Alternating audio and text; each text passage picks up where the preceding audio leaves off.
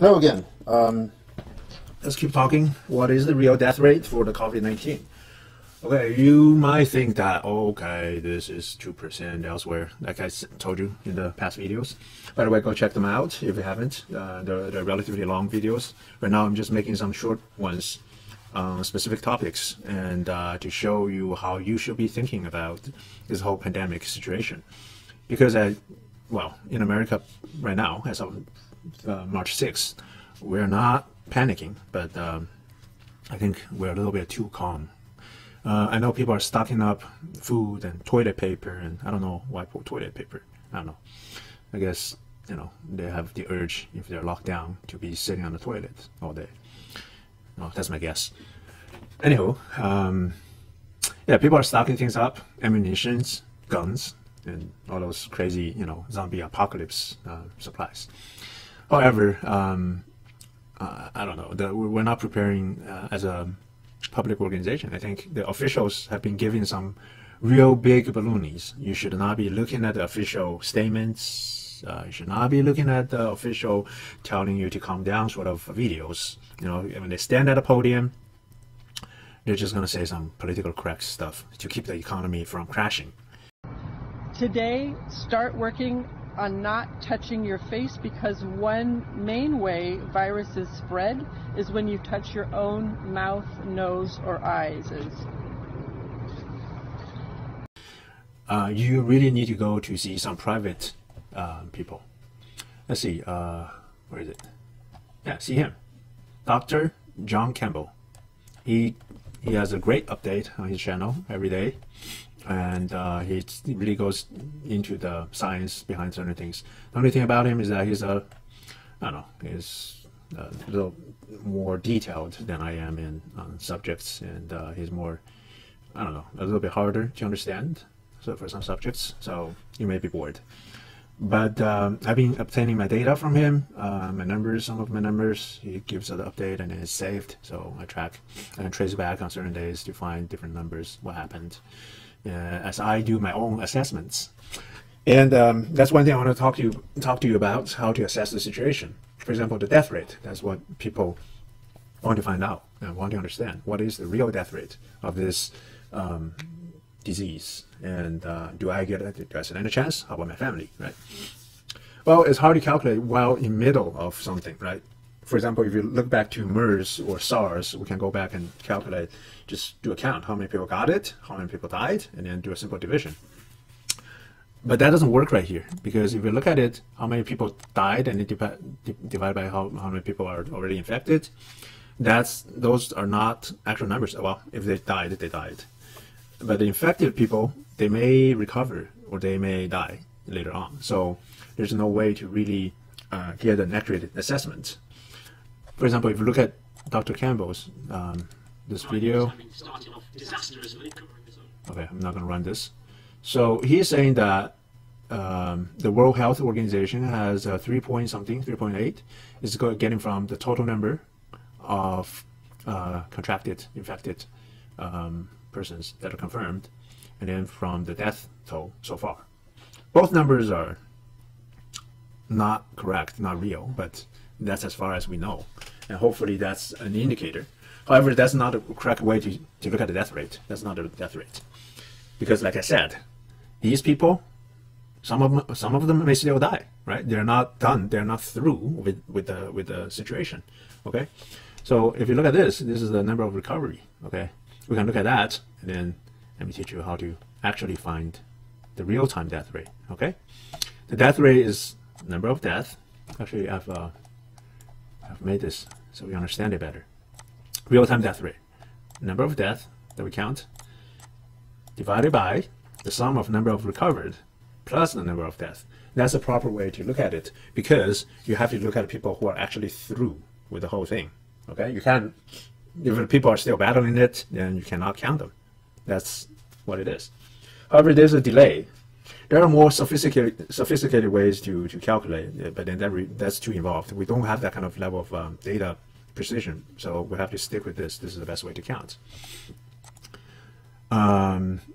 You may argue that, okay, we can go in and then just say, find out, like on a certain day, how many people got it, and it would keep track on all those people and see who make it, who die, and at the end of, like, say, 1 month or so. But you know, you can't. It's hard to do that.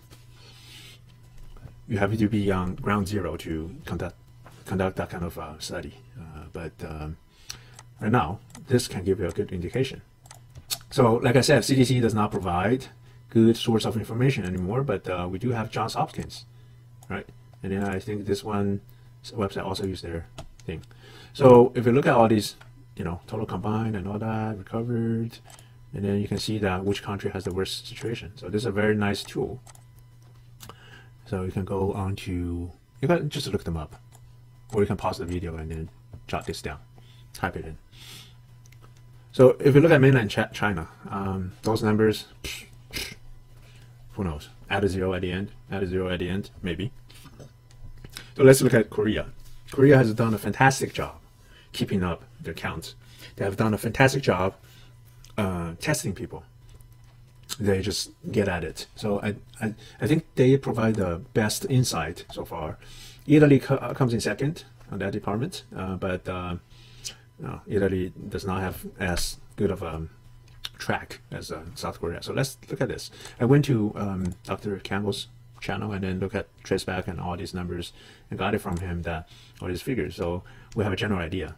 I understand that these are not accurate and they are pretty much dependent on what time zone you're in. So when you get up in the morning in Great Britain, and you know, he's just gonna look at you know, number at that time, and then when I get up like 10 hours or 8 hours later, I have to look at my things. So numbers are somewhat different, but you can see the trend. I did a little graph and see how many people are confirmed in here over like a dozen days, 10 dozen days. Okay. And the death toll actually increased steadily as well. And then, so use my formula, I did the calculation of the death rate. Right here. Where's the formula? Right here. Okay. I use this formula, calculate. So if you look at it, it's D7 plus D7, divided by D7 plus E7. So death number, recovery number. So if you look at it, it's really high, rather high. It's very scary. It's like 40%. It's very scary. But today, boom, what happened? Their recovered jumped to 135. Good news. All right. So use the same formula. What I get is about 25%. So 1 in 4 so far, you know, the people have been through the whole thing. Obviously, if they died, they didn't make it, but they're through with it as well. 1 in 4 dies in Korea, but that's, you know, that doesn't give the whole situation, right? Because they're still in the middle of it, going down from 40-something% to 20-something%. If you look at Italy yesterday, that was yesterday's number. And let's do a quick calculation here. So Italy, I run this number, questionable. Italy number 197,522. Let's plug that in. Total death. Wow, that's pretty bad. Italy is suffering. What was it? 197,523. 197,523. And let's copy this formula down here. 27.36%. So yesterday was a little better, but you know, today apparently a whole bunch of them died. Yeah, if you look at the countries going through this, you know, we're looking at 20-something% people dying. Until later on, the rest of them start recovering a little bit more, because it takes longer to recover than to die, right? That's common sense, right? But the number will come down. So if you look at China's number, that's from yesterday. Let's plug it in today. What's China's number? China has had it the longest. So if by this calculation, 3,042 here. Hey, what happened? Some people came back alive? 3,042. Maybe that was the world number. So I was like, wow, they had like 200 more deaths yesterday than today. So maybe somebody came back alive. That's zombies. We love zombies. Ah, stupid. Okay, let's see. 53888. I'm just gonna type this in. Yeah, this is more. More people recovered. Huh? Maybe they're playing with the numbers again. I think they are, because it was 3,200 something. So anyway, if we go by their data, Their current death rate is 5.34%. Still really, really high, considering. Okay, but as you can see that, you know, as time go on and then more people recover, yeah, that's you get a smaller death rate. So these numbers, they don't have long enough track at the moment, so we can't use them. They don't have enough people. Germany, let's see, yeah, 0 death. Good for them. And I observe another trend. Singapore is actually doing pretty well, right? Nobody died. Okay. Australia, let's find Australia. Singapore had more cases now, 130 cases, and then 78 recovered.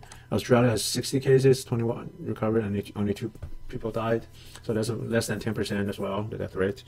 But we're, you know, I was looking at these countries and then see if they're getting more cases. They are, but Singapore is doing a fantastic job because, you know, look at it, nobody died.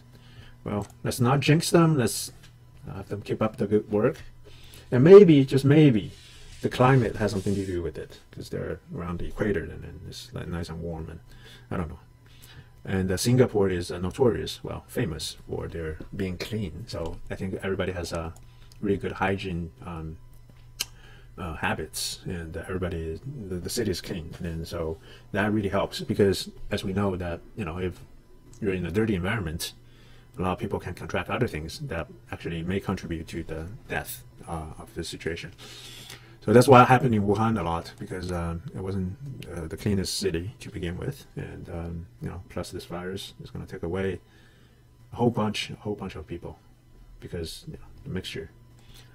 I learned a term yesterday. I forgot what it was. Cold something. I'll find it. Cold or something. Anyway, there's a word for that. Basically, you have 2 diseases or more at the same time, and that really complicates things.